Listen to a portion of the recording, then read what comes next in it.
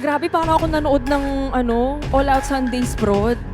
Oo, kasi ang napansin ko parang bihasang-bihasa ka na and you know the material so well. Yung brightness ng boses mo nag-complement naman doon sa deep voice ni Arabelle.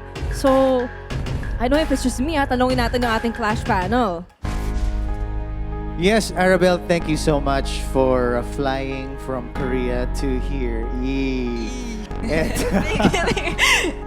Chloe, ang Hello ganda po. rin ng pagkanta mo. Talagang you were speaking to us.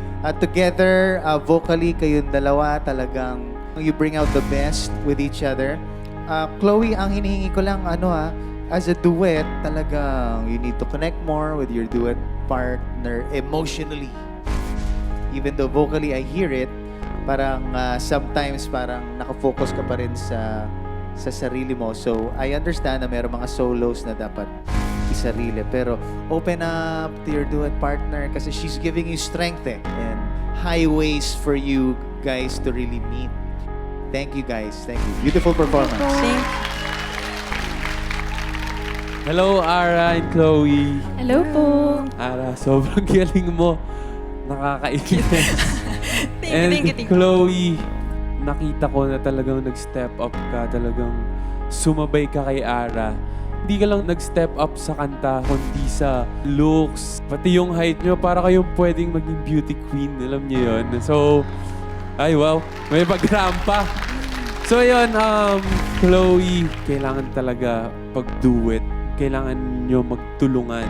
Kasi makikita yun sa performance nyo kung talagang may chemistry kayo kapag nagtinginan kayo, tapos nagpapasahan kayo ng energy. So, dun lang ako nakulangan ng konti. Pero naturally, sobrang lambing ng boses mo, sobrang bright.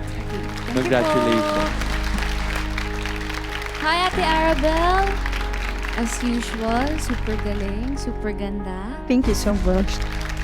Hi, Chloe. Hello po. Hi. Hi, Pepeng po. Hello. Malago. Malago ka ngayong gabi. Yes. Salamat Kapampangan. Wow, kabalen.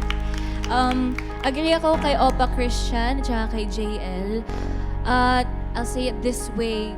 I think it applies kasi bilang isang artista at isang performer na pag nasa stage ka na, tapos meron kang ka-eksena or ka-duet, mag-focus talaga kayo sa isa't isa.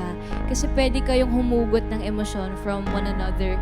And lagi mong iisipin na, syempre sometimes nakaka-pressure.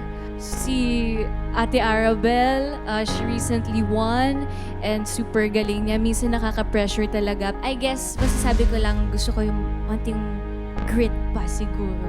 Mas maramdaman ko pa yung song.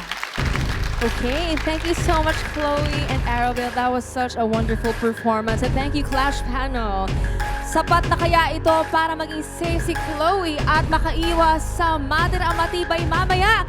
Nakabang pa ang collab performances ni na Inigo and Jong at Martin and Garrett sa pagbabalik ng The Clash Teens. Isa, laban sa lahat!